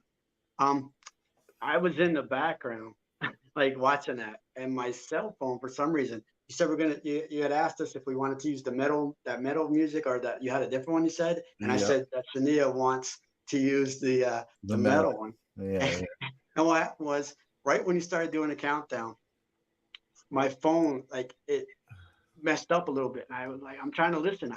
And all of a sudden, so if you watch the original one, when you get to say the reveal at first, I kind of pause and I'm like, I'm trying to figure out what was just said. And then I realized, oh, it's a boy. And I'm like, yeah. So I didn't hear the reveal exactly at that moment. I had to catch up because Sania had her volume off and you see her going nuts. But I didn't know at first. I'm like, wait, what did he say? That's so awesome, and that was just such a cool experience for us. I think we were excited. So yeah, Jesse had blue and pink silly string, I think, and Yeah. he sprayed himself with the blue Yeah. to do the reveal. So that was just a lot of fun. And from that, uh Taryn was born. I didn't know how you felt. I mean, I know you share Oh, some pictures, but no problem. Yeah, I didn't I'm want more to than grab happy them to. and show them and stuff. Yeah. But your baby boy was born, and again, this is, to me, this is such a victorious story from what we were talking about all night long. I think we actually lost a couple of viewers because they were just like so upset about all of the medical stuff that was happening to you. But after all of that stuff, to really truly find love, and again, I think more so is who you are, the testament to your energy and your positivity. You've always been such an amazingly positive person, never complaining about all of the hardship that you've been through. Even the way you discuss your ex, I can hear there's love there. You know what I mean? There's like, hey, this person was important to me, and it's unfortunate that that's where they were at, but there's this acceptance, there's this authentic, unconditional love that you exhibit. So kudos to you for that, and I think that's why we're friends, and that's why you like the live stream of consciousness. Hopefully that's Absolutely. something that you see in the show, a little bit of a reflection of that. um I don't even really know where to go with you, Tim, because I feel like I want to give you so much more time, but it's 10:48 over here, and I feel like maybe we should have you back, and maybe I I'm should good with even that. prepare some questions about the 25 personalities that you had to deal with, the Absolutely. medical stuff that you have to deal with, that I'm sure you still deal with on a day-to-day basis. Just the way you get through each day is so different than the way some other people do, and you have to really pay more attention to a lot of things, that you need to survive. So much kudos to you, for being who you are, and for always seriously bringing your energy to the live stream. I think it's important, the type of people that I like to be around, and that I feel like the show attracts. Um, so with that being said, I do want to wrap it up, and just say that we'll have you back. Uh, and Lily agrees. We need Tim to finish his story. So until we have you back, we'll talk about getting you back on the show, and going through more of the story. But um, what what do you have to say to my audience as far as like a live stream of consciousness, piece of advice or word of wisdom or anything like that? I mean, I'm sure people can learn a lot from you. I would say the biggest thing, it might not be the most profound thing, but don't worry about what you can do. Just do what you can do. And don't be afraid to try anything. Doesn't matter if you try it and you suck at it. Just try everything, because if you don't know what you can do and what you can't do. I love And that. when you learn some of the things you can do that you didn't know, it's like, wow, I didn't know I could do this. And it's amazing, because you got to push yourself. And if you don't push yourself, you're kind of like not really living anyway, because you Mm-hmm. just get stuck in that one little box and you're doing the same thing constantly, Mm-hmm. constantly, and you're not.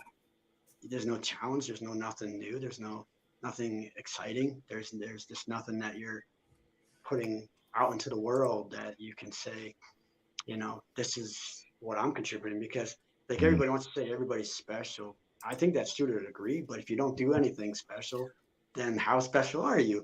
Right, you know, right. Well, you're not. you know what? That's a good point. Everybody is special, but they've got to be that special that they are in order to be that special. Like Jilly says, just show up this is just show up. And I think that's really an extension of what you're saying, or what you're saying is an extension of just show up. And that, if you don't show up, nothing happens.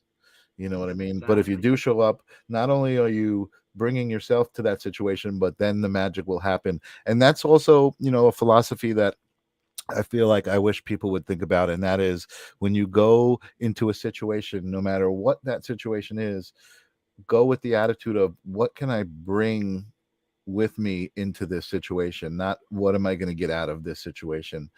Yeah. And I think that's a big thing. People are always looking for, what do they get, what do they get. And if you just go into a situation with, what do you give, you're going to get back 1,000,000%. And I would say always try to bring humor, and try to be the light in the room. Try to be the one that everybody Ah, says, "Damn, I want that guy here," I love and that. not the guy that said, "Get him out of here." I love that. I totally love that. Well, thanks for being the guy in the room today and bringing your light. Like I said, I do appreciate it. I'm going to just sign off with you here, but hang on in the green room, and we'll talk. And I'm going to Anytime. say, yeah. I know we went a real long time, but any chance we could share at least one or two poems? Oh, you know what? Yeah, I'm so sorry. I That's have okay. them here. You know what? I just, I didn't want to They're lose short. They're I not didn't want to long. lose everybody. But is there a particular one, or two, that you want me to bring up? I see some of the titles here. So, uh, uh, yeah, I like sun bleached. all right, that's the one I'm looking at right now. Hold on a second. Sun bleached memories. Oh, where did it go? Comet of our love. It's a good Uh, one too. oh wait, I just had it. Hold on. Yeah, these are all great. These all are great. I was reading through them before, and they, and maybe we could even do a bunch of them, because they are pretty short. I'm gonna have you read them, if you can. So there we go. Okay. Sun-bleached memories fight with moon-faded dreams, causing a contorted illusion as the mind tries to untwist reality. Don't pull on the threads of fate or you'll unravel time, searching the vast universe for answers, but the truths lie deep in the chaotic recesses of your Mm, mind. nice, nice. Love that. Um, Here we go. Let's go with another one. There are millions of stars in a universe so vast, shining brightly nightly, but forever they can't last. They're the ghosts of the Stygian black night sky, cursed every night to twinkle long after they die, already burnt out, they're fading glossy snapshots of the past. Yeah, beautiful. So when you're writing your poetry, I mean, these things are just kind of coming out. I mean, I know. On these specific ones, I took them from my Twitter, and what they would do is they would give us a prompt word, Mm, and I like the idea that they would give me a word and then give me a limit that I have to get my point across, and hit it hard quickly like mm, that, because mhm, sometimes you can get stuck in doing something a bit longer and it doesn't have the same impact. So I love the mhm, challenge of mhm. All right, let's go through a couple more of these. Uh, kissing as we ride the comet of our love. The moon serenades us whilst the stars twinkle in unison as beacons to guide us. The planets change orbit and circulate our passions, burning brighter than the sun, and the allure of our love stronger than a gravitational pull. Jealous aliens watch. I love that little ending. Uh, and here's another nice one. I love this. Our brief affair is my idyllic affliction. With elation, I remember when we danced forever in a day, kissed infinitely in a night, and embraced eternally in a dream. Every night, I watched those fading 35 millimeter memories from a balcony seat in the theater of my mind. Awesome, awesome. So again, I build you as a musician, an artist, a poet, and here's some of your poetry. Is there? I don't remember if we've discussed it. Do you have a website where people can see this stuff, or just is it your Twitter? Basically, I have my Twitter, and I put them up sometimes on Facebook. I haven't done it in a long time Mhm, because mhm, I don't have a website or anything. Actually, to be honest, until my divorce, when everything, well, when it started falling apart, basically what is that I didn't do that for a long time. I was so caught up in being sick and so mhm, caught up in my ex-wife stuff that I just didn't have mhm, time to do mhm, anything. So after I came out of that black bubble that I was in of depression, and even in that Yeah. time I started writing. But I started on Twitter. I actually didn't have a cell phone up until that point, until my wife had one. I didn't need one, so Mm, I got mm, it was crazy. So but that's a point where I started doing everything. So mhm. up at this point, I don't, other than that little bit that I had on Twitter, I don't have a lot yet, but I So have plans. you know what? So I was going to say this is actually you just made me happy and excited because I know I've actually seen you playing some songs. You wrote some original songs. So to know that this is not something that you've been trying to do for years, but something kind of new as you're coming out and coming into your authentic self, that makes me really happy because I feel like we're going to get to see a lot more of this, and Oh, that yeah, gives us another reason to have you back and maybe showcase absolutely. some music and work with you on that stuff. So Absolutely. that's awesome, man. I'm excited. Well, kudos to you, like I said, for just being such a warrior in life and being rewarded for that fight, you know, with the love and the family that you're surrounded with now, and the family here at the live stream of consciousness. We love having you here and love you being a part of this. um so that is awesome. Um, I believe next week I have. Let me take a quick look at my calendar. I know I always say, "Oh, I don't have my calendar up," but I do want to tell. Next week is going to be another great, interesting episode.